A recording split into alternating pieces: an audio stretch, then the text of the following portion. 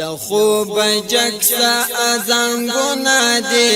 بیا بکڑی ارمان دا تور لحد سخت کلپونا دی مکا و خوبونا لخوب جکسا ازنگونا دی بیا بکڑی ارمان دا تور لحد سخت کلپونا دی. نو علماء وی چې ور داخل شنو سترګې ښکته کا نظر ښکته کرو روزه نه یو محفوظ دی چې لاره نی هغې ته لږ غوندې تو شه نو ناګهاني سترګې اوچتې کو بیت الله ته ګوره نو چې څه دعا کوې پروردګار به یې درله قبلوي دا نشته چې سترګې دې رپولي او که نې رپولي دا زموږ د خلکو خبرې سترګې دې رپولي او که نه خو چې څومره ګورې او دعا کوې نو دعا دې قبلوي او قسم دی چې مسلماني نو بیت الله پې ډېر خوږ لګي بل شان لګي سړی وایي چې هغه زه او دا ځای زه خو په کلي کې دې ته مخ کوم او کلي کې چې زه کم طرف ته سمت ته مخ کوم دا هغه کوټه ده دا هغه ځای دی چې ابراهیم علیه السلام په خپله د دې خټې کړي دی او دی جوړ کړی دی آدم علیه السلام نوح علیه السلام او حضور پاک مبارک خړپوسې کړي دي او هغوی په خپلو لاسو مبارک دا حجر اسود یې ښودی دا مقدس او د دې هغه اهمیت چې سړی ځان ته رامخکې کي ځان ورته اجنبي او پردیسي ښکاري چې خوب یې نه مو کوي ښه بل شان لګي دا انوار او برکات او تجلیات دا چې مسلمان د بیت الله محسوسه وی په برنډو وردن نشو او په منځ د جومات کې یو توره کوټه ده وی موږ هم ورلو چې دا خلک په دې توره کوټه کې به څه کوي وی دې نه اوس دا مسلمانان تاویږي طواف کوي موږ خو نه طواف پیژنو او نه په دې پوهېږو چې تاوېدل بسې او دې کې به څه وایو خو چې سینګ لاندې کوز شو چې دا کم ته مطاف وایي نو وی زما دا خاوندم نیغ ودرېد دې تورې کوټې ته ګوري او وی زم نیغ ودرېدم دې تورې کوټې ته ګورم نیغ ګور وی نه د ده خپره پي نه زما نه ماله د خبرو چل راځي چې دې خاوند ته څه ووایم او نه دې ما سره خبرې کوي چپ چاپ دې م ولاړ دی او چپ چاپ زم ولاړ او وی بې اختیاره زما د سترګو نه اوښکې روانې شوې زه جاړم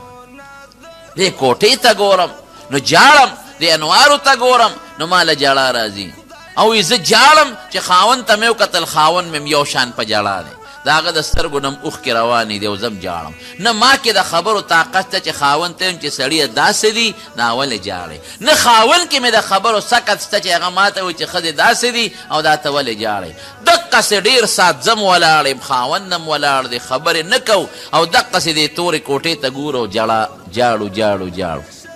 وی دا اوښکې اوچو او بیا اوښکې رابېږي اوښکې اوچو او بیږو او قسم دی چې د بیت الله د انوار او برکات راته په دې زړه کې داسې رادننه کېږي ته به دا به څنګه اوس خو قصه اسانه ده موبایل ته یې ګوره که نه د یو موبایل نه خلک دی بلې موبایل ته هغه ډاټا اړوي که نه اړوي څه ورته وایي هغه شی بلوټوت دی که څه شی دی د یو نه بل ته اړوي یو هلته پروت دی بل دلته پروت دی او دا شی دبو کې د دې نه قصه روانه ده هلته ورننوځي اوس خو خبره ښکاره شوه نه تار غواړي او نه بل شی غواړي د یو نه فورا بل ته منتقل کېږي یا مثلا دا میسیجونه چې څوک کوي د یو ځای نه بل ځای ته فورا ور منتقل کېږي وی دقسې مې محسوسول چې د بیت الله هغه انوار او هغه برکات دا زما په دې زړه او دماغو کې رادننه کېږي غلی شم خدایه څه چل دی وی دې کې مې خاوند ته مخ راواړو او دا خبرې مې د زړه نه راوویستې وی ما چې ته څه محسوسې وی خاوند مې ما ته وایي چې ښځې څه بل کیفیت محسوسوم ته څه محسوسې وی ما ورته وایي چې زه یو عجیبه کیفیت محسوسوم زه خو په دې خپل وجود کې انقلاب محسوسوم وی خاوند مې وایي چې دا یهودي او زه عیسایان یم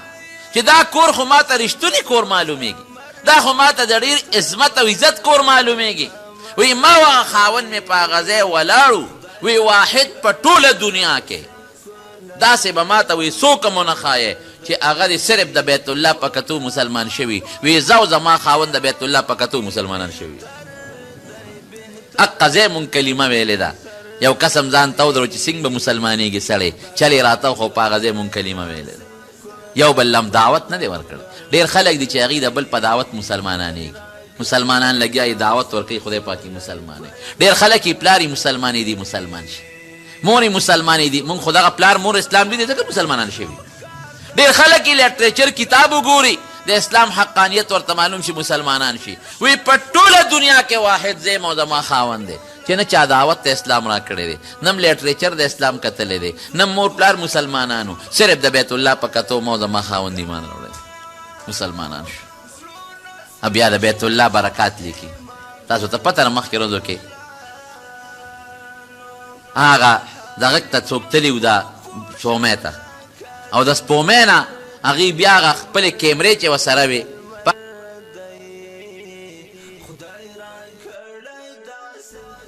دا دوه ځایونه کم دي، نو یو مکه وخته او یو مدینه وخته. سپومۍ نه هغې ولیدل، سپومۍ نه چې له دې نه رڼاګانې روانې دي او بر اسمان ته روانې دي، بره خیجي. هغې چې رالل هغې د حل وې نورو ساینسدانانو وې نه وي دا په مکه مدینه کې بجلی زیاتې دي، هغه لیټونه تاسو ته ښکاره شوي دي. هغې وایي په نیویارک او په لندن کې د دې نه زیاتې بجلی دي. ولې نه ښکاره کېږي؟ او بل بجلی خو د ورځې نه د شپې وي، دا خو موږ 24 ګنټې که په مخ د ځمکه ورځ ده او که په مخ د ځمکه شپه ده، 24 ګنټې یو شان موږ دا رڼاګانې ولیدلې چې د مدینې منورې نه یو نور بره روان دی او د بیت الله نه یو نور بره روان دی. ټول وایي الحمدلله، شکر دی چې زموږ دغه اسلام ښکلی مذهب، دغه بیت الله او دغه مدینه منوره، دغه مکه مکرمه او دغه ښکلی پیغمبر دا زموږ په قسمت رسېدلی. دا خو موږ درخواست نه دی کړی، دا د الله فضل و کرم دی. نو دا لومبي جومات د بیت الله جومات د برکت جومات، په لکونو خلق پکې منځ کوي، په لکونو خلق. دومره لوی جومات په مخ د ځمکه بل نشته. اوس پکې نوره توسیع وشوه. زموږ د مخکې جومات کې توسیع شوې وه، فهد چې کوم بادشاه و ملک فهد هغه پکې توسیع کړی و، نو هغې یو دروازه جوړه کړې و باب الملک فهد، او هغه ټول ایر کنډیشن پلانټ. اوس یې باب العمرې طرف ته او باب فتح نه دې خوا ده چې کوم جبل کعبه به یې ورته وي، جبل هندي به یې ورته وي، یو شان یې روان کړ. جرول ورته وایي، لوی علاقه را لرې، د هغې د چوکه پورې یو شان لګیا دی حرم جوړی. اوس ما ولیدل ډېر لوی کار پکې شروع دي، منارې پکې روانې دي، دې خوا آبادي کېږي، اخوا ته لګیا دی مکمل کوي. ومېرېدل چې دې حج کې د حاجیانو دپاره څه ناڅه پکې درې مرې اچوي چې حاجیان پکې مونځ وکړي. نو د هغوی د اراده ده چې په لکونو خلک چې دا څومره دي چې دې ته تکلیف نه. او په دې روژه کې غالبا په 20 روژه باندې شاه عبدالله راغلی و مکې مکرمې ته، او د نوې حرم د بل بلډنګ افتتاح وکړله. او غالبا ما اورېدلي دي، پوره راته هغه عدد یاد نه دی، خو 15 ارب ریاله منظوري وله ورکړه. 15 ارب ریاله چې دا بل طرف هم د حرم دقسې جوړ کړی چې چاته اړو تکلیف نه. لاندې تیخانه دا په عمره کې په رمضان کې ډکی، بره جومات ډک دی، دویم چت ډک دی، دریم چت چې د ټولو د پاسه کم دی هغه د مسلمانانو نه ډک دی. دا ړومبي جومات دی په مخ د ځمکه. دویم جومات خشته او ښکلی غټ په مخ د ځمکه، دا د حضور پاک مبارک جومات ته کم ته چې مسجد نبوي وی، المسجد النبوي د حضور پاک مبارک جومات. نبی کریم صلی الله علیه وسلم چې کله مدینه منورې ته هجرت وکړ، نو یو علاقه ده قبا ورته وایي، عوالي ورته وایي، هلته یو جومات جوړ شوی دی مسجد قبا. دغه ځای کې نبی علیه السلام 14 یا 30 ورځې دمه کړی دی. یو صحابي دی، د هغه نوم حضرت کلثوم ابن هدم، کلثوم ابن هدم رضی الله عنه د هغه صحابي نوم دی. حضور پاک چې څنګه هلته ورسېد، وی څوک به لږه ځمکه راکړي چې موږ پې جومات جوړ کړو. ګوره جومات اهم شی. هغې صحابي وی زه به ځمکه درکم صاحب. نو هغه ځمکه جومات ته وبخله. نو رسول الله مبارک پکې لګیا سره صحابه کرامو په خپله تعمیر شروع. د جومات تعمیر دا ډېر لوی ثواب لري، او دا د نبی کریم صلی الله علیه وسلم خپل سنت او خپله طریقه ده. هغې پکې په خپله خدمت کړی دی. یو صحابي فرمایي دا کچه خښتې به یې راغېشتې، وی ما به ورمنډه کړه چې صاحب ته خو میلمه، او بل تاسو به حکم کوئ دا به مونږ کوو. وی نه ستاسو ثواب خوښ دی او زما نه دی خوښ. مونږ به تې تیږه واغېشته، وی هغې به لاړل بله به یې راواغېشته. وی مونږ به ته هغه واغېشته، وی هغې به لاړل بله تیږه به یې راواغېشته. نو هلته کې یو جومات جوړ کړ. د هغه جومات نوم مسجد قبا دی. اوس هغې له خدای څونه برکت ورکړه هغې جومات له. نبی کریم صلی الله علیه وسلم فرمایي څوک چې مسجد قبا ته لاړ او په هغې کې 2 رکاته نفل وکړل هغه له به الله د دې 2 رکاتو نفلو په برکت د عمرې ثواب ورکړي عمره څونه ګران کار دا په لکونو حاجیان او دا چې څوک په رمضان کې تلي یا بې د رمضان نه عمرو له تلي دا ټول هغه مسجد قبا ته ځي او 2 رکاته مونځ پکې کوي 2 ولې کوي چې کوي 2 رکاته ځان له وکړي او بیا 2 کوي د دې ثواب د ما د مور شو مور ته بخي څوک پلار ته بخي څوک خور ته بخي څوک لور ته بخي څوک بل ته بخي څوک بل ته یو کس پکې شل رکاته 30 رکاته کوي او یو ځل نه ځي بار بار ځي نبی کریم صلی الله علیه وسلم به هر خالی مسجد قبا ته کله به پیاده ته او کله به په سورلۍ نو دا خالی پر اوس پکې ډېر زیات رشي ډېر زیات خلک ځي څومره خلک پکې منځونه کوي په لکونو په دې عمره کې په لکونو خلک دی دا ټول مسجد نبوي ته تللی دی او په دغه جومات کې 2 رکاته کړي او په حج کې په لکونو خلک دا ټول ځي او کالو سر خلق روان دی ولته 2 اربونه خلق به په هغې کې د میاشتې منځونه کوي ځکه یو ځل خو څوک نه دي بیا ځي اربونه خلق لګیا دي په هغې کې منځونه کوي او د هر یو د 2 رکاتو ثواب د عمرې برابر دی د دې ټولو به څونه ثوابي چا چې د جومات ته ځای وقف کړی دی کم صحابي چې کلثوم ابن هدم دی او کومو صحابهو د دغه جومات خدمت کړی دی او د هغې دیوالونه یې اوچت کړي دي او بنیاد یې ښودی دی د دې اربونه خلکو چې د عمرو څومره ثواب کېږي د دې برابر ثواب به د هغوی کېږي جومات دونه اهم شی مونږ ته را جومات اړو څه ښکاري نه د جومات ډېر لوی اهمیت دی نبی کریم صلی الله علیه وسلم فرمایي من بنا لله مسجدا بنا الله له بیتا فی الجنه څوک چې د الله د رضا دپاره جومات جوړ کړي الله به ولې په جنت کې کور جوړ کړي او بل حدیث کې راځي من بنا لله مسجدا ولو کا وقر قطات که د چنچڼې د جالې ځای پکې څوک جومات کې جوړ کړي بنا الله له مثله فی الجنه نو دلته دا موږ طالبان سوال کوي وی دې کې راځي که چا د چرچڼې د جالې عمره ځای جوړ کړو د دې برابر ځای به الله جنت کې جوړ کړي نو د دې برابر خو د چنچڼې جاله د په هغې څوک په جنت کې ځکه نو دا مماثلت په مقدار کې نه دی په اخلاص کې دی ستا چې څونه اخلاص و دا د دې غریب اخلاص دی نورې ورسره شته نه نو چې تا څونه اخلاص وکړه په جومات کې دا ستا اخلاص دی الله به د خپل اخلاص مطابق په جنت کې دله ځای جوړوي نو جومات ډېر اهم شی دی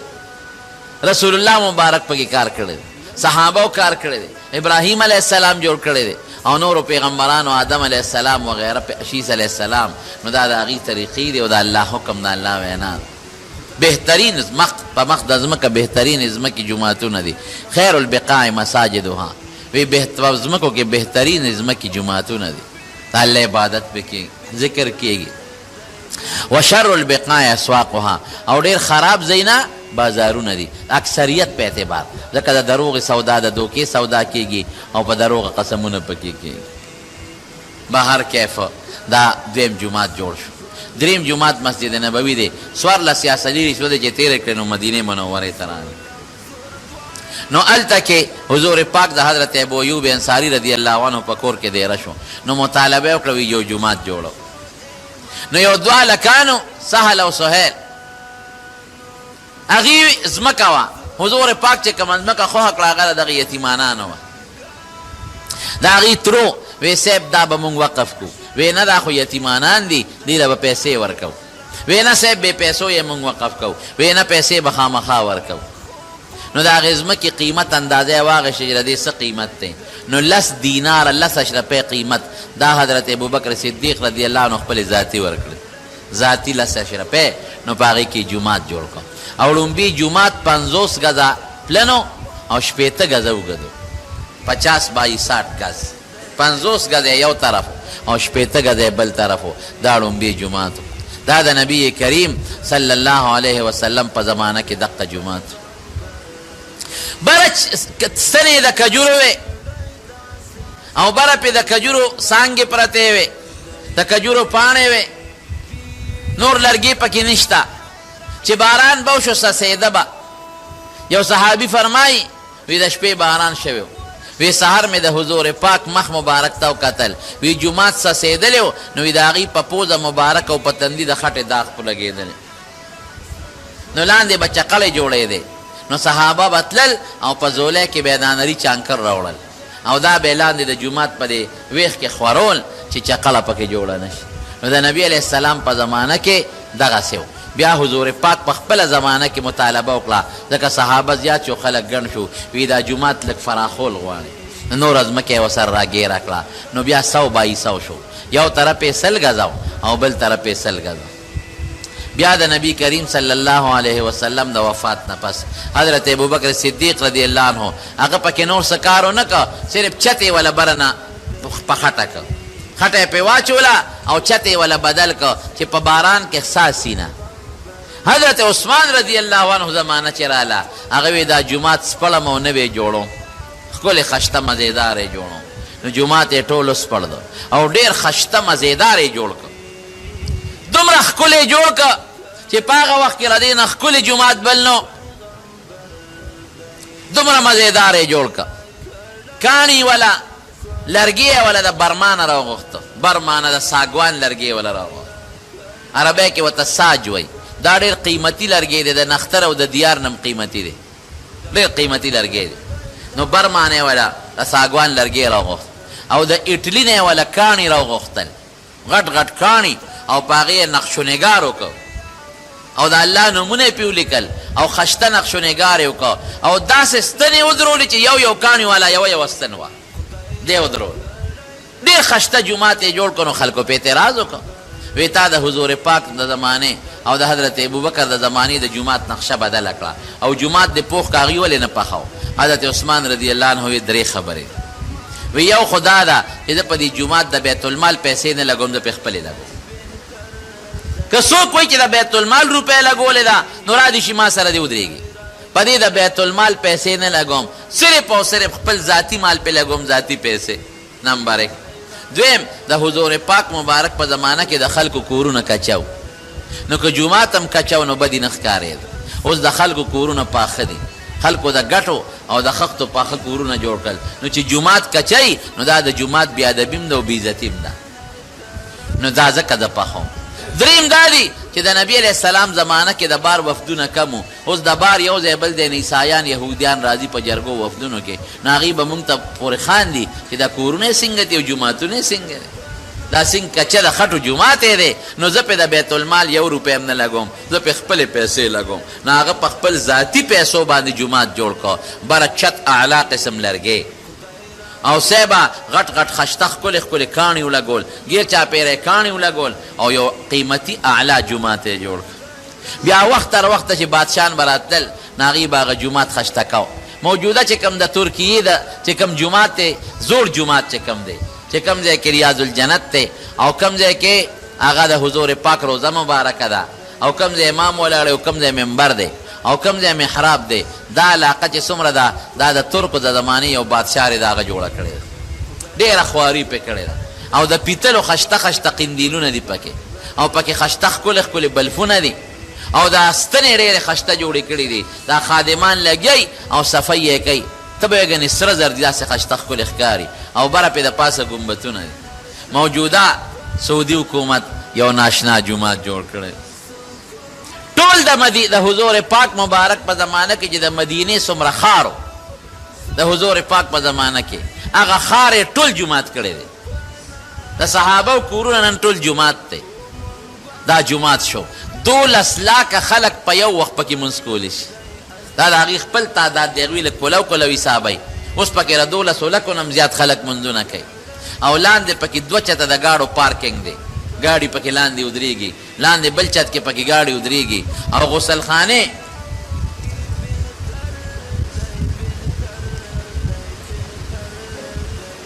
او د غسلخانې داسې غسلخانې یې پکې جوړې کړي، داسې غسلخانې چې سړی حیران شي. څو چته غسلخانې، ګرمې اوبه یخې اوبه، د اودسماتو ځای نه مخکې به څه ناڅه مشکلات وي، هېڅ مشکلات نشته او ټول ایر کنډیشن جومات دی. په مخ د ځمکه د ایر کنډیشن دومره لوی پلانټ نشته کم چې د مسجد نبوي مبارک پلانټ دی. قسم دې سړي پکې یخني وشي، اعلی قالینونه پکې لګېدلي دي او دا نوکران لګي د روز 1 ځل او 2 ځلې صفا کوي او وینځي. دا 2 نمبر غټ جومات دی په مخ د ځمکه. 3 نمبر غټ جومات د بیت المقدس جومات دی، دا په شپېتو جربو کې دی. شپېته جربه دا جومات دی او سلطان صلاح الدین ایوبي رحمت الله علیه دا فتح کړی دا انګریزانو نیولی سلطان صلاح الدین ایوبي قسم وخوړ څه څیزونه یې په ځان حرام کړل وی دا به نه خورم تر څو چې مې دا بیت المقدس نی فتح کړی او په بستره به نه سملم په ځمکه به سملم تر څو چې مې دا نی فتح کړی لښکر یې واغېسته او حمله وکړه او دغه بیت المقدس جومات یې فتح کړ په شپېتو جربو کې جوړ دی او دا محراب دا د کجورې د یو تنې نه جوړ کړی دا محراب سړی حیران شي او په دې کې نه میخ شته او نه په دې کې جوړ او پیون شته او کم ټیلونه چې لګولي په دیوالونو باندې هغه په داسې انداز لګولي دي چې مخامخ به تا ته ټیل ښکاري او چې ښي طرف ته چې سلطان صلاح الدین ایوبي فوټو به پکې ته ښکاري او چې ګس طرف ته چې بیا به راته هغه فوټو پکې ښکاري په دمشق کې دفن دی اوس دا یهودیانو په قبضه کې دا خشته جومات هغوی پکې مسلمانان عبادت ته چې زړې خوښه یې پرېږدي او چې زړې نه پرېږدي او څو ځله یې پې اور ولګو چې دا بوس وځو خو خدای پاک یې ساتي یو بل غټ جومات په سپین قرطبه کې دی مسلمانانو جوړ کړی ډېر عظیم الشان جومات و خو هغه د انګریزانو په قبضه کې دی اوس اورېدلې مې د تاریخ لیکي چې د هغه جومات په منځ کې هغوی یو ګرجه جوړه کړې ده د جومات منځ کې او خلک ځي سیر و تفریح له په دهلي کې چې کم جامع مسجد دی ډېرو مسلمانانو به کتلي ډېر قیمتي جومات چې وایي د هغې نه ټول دیلې ښکاري یا زمونږ د شاهي لاهور شاهي مسجد یو ډېر لوی عظیم الشان جومات او په هغه زمانه کې ډېر ښایسته جومات نو دا جوماتونه دا زمونږ د دین نښې دي وروڼو ګورئ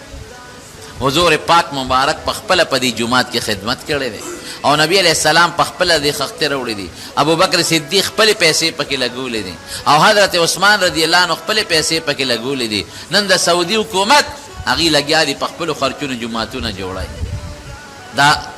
دا زمونږ د دین انما یعمر مساجد الله نو قرآن شریف کې الله فرمایي وی څوک چې دا الله جومات جوړی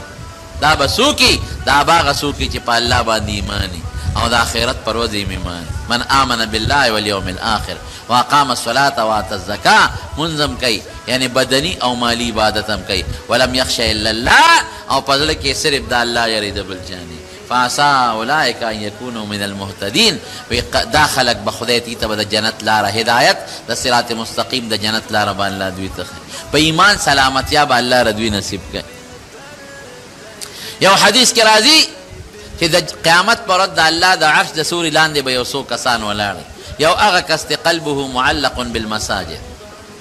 چې زړه جومات سره تړلي دوه معنی دي یو معنی دا ده چې د جومات نوځي نو دی سوچي چې بیا به کله مانځله راځم هر وخت دا سوچي او بله معنی دا ده چې زړه جومات سره اړه تړلي یاره د جومات دا بل به څنګه ورکم د جومات دا پلان کې ځای جوړول غواړي دا به کله جوړو او دا ما سره پیسې کمې نور مسلمانانو ولې امداد غواړم دا د زړې جومات سره تړلی دی چې دا جومات ښایسته ښکلي صفایي پوړ مزېداري او عبادت خانې پکې د عبادت ځای وي خلک پکې عبادت کوي نو وروڼو دا جوماتونه د خدای کورونه دي یو حدیث کې راځي چې څوک جومات کې کار کوي او خدمت کوي وایي دله تاسو د ایمان ګویو کوي دا مسلمان دی خو د جومات یو څو آداب دي ګورې د هغې به خیال ساتئ یو دا چې جومات ته داخلېږي خیخ په به داخله او چې وځې ګسه به ترې وباسي او چې داخلېږي دا دعا به وی اللهم افتح لی ابواب رحمتک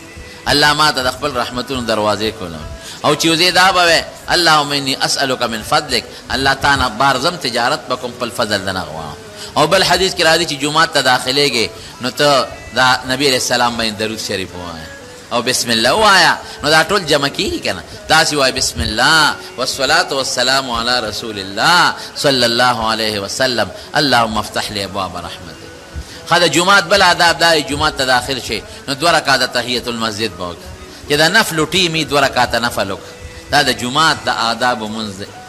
او کچرته جمع تیار و نو خیر دی بیا مکوه یا سنت وخت کم دی لږ دونه وخت دی له سنت پکې کولای شي نو خیر دا سنت هم د هغې په ځای ودرېږي یا مکروه وخت نو بیا مکه دریم دا چې جومات ته بدبویه شی نه داخله حضور پاک فرمایي چې چا کچه وګه او کچه پیاز خوري زموږ جومات ته نه راځي نو دا پیاز او کچه وګه دا خو حلال دی حرام نه دی وی دا ولې وی ځکه انسان تم د دې نه ضرر رسي د دې بدبویې نه او فرشتو تم ته ضرر رسي نو کچا پیاز کچوګه دارنګي سیګریټ تسکلی او یا نسوار دی چولی دام سخولې نه ګور اسخا بینځي نو جمعات ته مرازه خله خصه پاکه په مسواک او برش نو بیا جمعات ته داخله د وګي او د پیاز نه خو د سیګریټ او دارنګي راسو ته ویل کېږي د نسوارو بدبوئی زیاته بعض خلک دا ډبې د پلاستیک ګوتې راوړي د جمعات د پور لاندې کېږي هلکه دومره ګنده شي جمعات ته رادننه کې اسخا بوی والا شي پخوا خو دا بجلی نه وي جمعات کې به تیل بلول نو شړشمو تیلو به خو لوګې کم کو د خاورو هغې به زیات کو نو د خاورو د تیلو ډیبه به هم جومات کې نه بلی چې بدبویي نه کوي نو مولانا اشرف علي تانوي رحمه الله لیکلی دي هغه وایي جومات کې یو ځای جوړ کا شیشه ولګوه نو تاخچه د بار نه کو شیشه به جومات تی نو د بار نه پکې هغه ډیوه کېده نو بدبویي به بار ځي ابوی او رڼا به دننه راځي اوس خو پکې شکر دی د بجلی تنظیم شوی دی او صفائی بکے څوک چې د جمعات خدمت کې جمعات صفائی کې دا یاد وساته اب دنیا کې خدای مالداری غریبی کې بنا غربت په نه راځي جمعات ته چې داخليږي خو پکې منه ده ها که یو سړی د اعتکاف په نیت داخل شو موږ د طالبانو ته اکثر دغه سوایو چې د اعتکاف نیت کوي چې داخليږي وې ترڅو چې په جمعات کې زما به د اعتکاف نیتی نو معتکف په جمعات کې ضرورت خبرې کولې شي او په جمعات کې بیا خوب هم کولې شي بے ضرورت عام خلق به جمعات کې نه سملی بعض خلق جمعات ته راشي پکې چالو کې پکې خوبونو کې بیا وځي دا ناجیز دي داسې به نه کوي دا د جمعات آداب د دنیا خبرې به پکې نه کوي په جمعات کې ګپې شپې غیبت دا ټول ګناه ده منه دي حضرت عمر فاروق د زمانه کې 2 کسانو هغې خبرې کولې هغه کاڼی یو صحابي په کاڼي ویشته ورشه وي دغه کسان راوړه ای وله راوستل وی د کوم ځای وی د طوایف شو وی ارمان که میلمانه نه وی ما به نن دړدولې وی تاسو خبرې په جمعات کې کوئ بیا د حضور پاک په جمعات کې خبرې کوئ بلکې یو حدیث کې راځي چې مباح خبرې د ګناه خبرې نه مباح خبرې چې څوک په جمعات کې کوي نیکۍ ورسره ختمېږي او رجېږي جګړې کول د هر څه پکې منع دي په جمعات کې جمعات به ډېر احترام کوئ دا اعلانونه پکې منع دي دا مونږ خلک چې پکې اعلان کوو خدای مو بخښه د پلان کې چرګه روکه ده او خر یې روکتی و پلان کې شی روک شوی دی او د مړو د اعلانونه هم په جمعات کې ښه نه دي د مړو اعلان جمعات کې حاضرینو ته کولی شي چې حاضر ناست دي پلان کې مړ دی حضور پاک د نجاشي د مرګ خبر په جمعات کې ورکړم خو د بار دپاره نه چې ته پکې اعلانونه کې او د تورنګزیو د عمردو د عثمانزو خلک پکې خبره هغې دپاره ښه دا چې د جمعات نه بار کوټه کې لوډ سپیکر ولګوه او د اعلانونه پکې کوه دا د جمعات آداب دی رونو سپلی ځان سره جمعات ته دننه کولی چې پاکي وي خو کوشش کوه چې جمعات پې ګنده نه شي او فضول بے ضرورت ناسته به هم نه کوې د اعتکاف په نیت راځی نو ثواب به هم ډېر کېږي چې رانه نه وځی وی تر څو چې زه په دې جومات کې زما اعتکاف نیت دی نفل پکې کوه په جومات کې ذکر کوه د قرآن شریف تلاوت کوه فضول خبرې که بل څوک کوي ورسره په الله سجده به بار به وځو نو بیا به خبرې کوه جمعات احترام به کوې دا د جمعاتونو متعلق یو څو خبرې مې درته عرض کړې دا یو چټ چارو لګې زموږ د جومات کې ما خو په دې نیت دا تقریر نه کوم هسې مې دا بیان خو دا راغی دا جومات کې دا پرس جوړ شوی دی او دا رګړۍ یې پاتې وي په دې 15,000 روپۍ لګي نو بهر کیف دا چنده خو غونډم شو که نور هم د چا وس کېږي د دې رګړۍ باندې واقعي پیسې ډېرې لګي او د مونږ خو نه چندې غواړو او نه بار صادرونه ګرځو او نه ولا رسید بک ګرځو دا قسم مخکې هم نه راکړی اوس هم نه کوم نو که بعضې مسلمانان اهل خیري او په دې کې تعاون د دې جومات سره کوي نو ما د ټولې خبرې درته وکړې ستاسو د فایدې خبره الله به هم پرې راضي شي او پروردګار به لا دواړو جهانو خیر درکړي انشاءالله ځکه پکې درس د قرآن شریف هم دی جمعې مونځ هم دی او عام مونځونه هم پکې کېږي شریعت میں پینٹ اور ٹائی کا استعمال جائز ہے یا نہیں دا یو خدا داسې صورتحال دی چې دا لباس دی نو لباس چې عورت پې پټ شي خو هغه فایده د لباس یې ورکړه خو دا څیزونه دا د انګریزانو سره تشبیه ده او د انګریز لباس دی نو موږ له خپل لباس چې زموږ خپل کم تهذیب د کمیس پرتوب هغه دی ولې موږ استعمال نه کړو چې موږ د انګریزانو والا لباس استعمالوو د دې لباس نه ځان ساتل دا یو طالب العلم د علم سره مې شوق دعا غواړي الله دې ولا علم کامل نافع دعا وکړي الہ العالمین چا چې جماعتونه هر ځای کې جوړ کړي دي په جماعت کې خدمت کړي دي پکې کار مال دولت استعمال کړي دي الله ټول له دغې اجرونو برکتونه ورکړي زموږ د جماعت سره چې چا زموږ د جماعت سره چې امداد کړی دی او چا تعاون وکړه د دې فرش د دې ماربلو په سلسله کې یا څوک کوي الله دواړو جهانو خیرونه برکتونه نصیب کړي الله زموږ جماعتونه په عبادت آباد کړي ځکه نبی علیہ السلام فرمایي اخره زمانه کې به جماعتونه خشتای خو په هدایت برواني الله دې په هدایت او په عبادت باندې آباد کړي او الله زموږ په زړه کې د جماعتونو او د مدرسو د علماء او طلباء او د دین قدر پیدا کړي الله زموږ اخرت او خاتمه بل ایمان وګرځولې کې څوک مریضان دي ته ول شفا ورکړي دا دلته کې زموږ یو الګ ته ارشد بیمار دی دعا وت نور څوک مریضان په کورونو هسپتالونو کې الله ټول له شفا ورکړي مردگان ته دعا کې خصوصا زموږ حاجی شمشاد احمد صاحب شمشاد استاد وفات شوی دی هغه ته دعا کې چې الله مغفرت نصیب کړي او نور څونه مردگان الله ټول مغفرت نصیب کړي اخر وخت کې الله په خوري دا کلمه نصیب کړي لا اله الا الله محمد رسول الله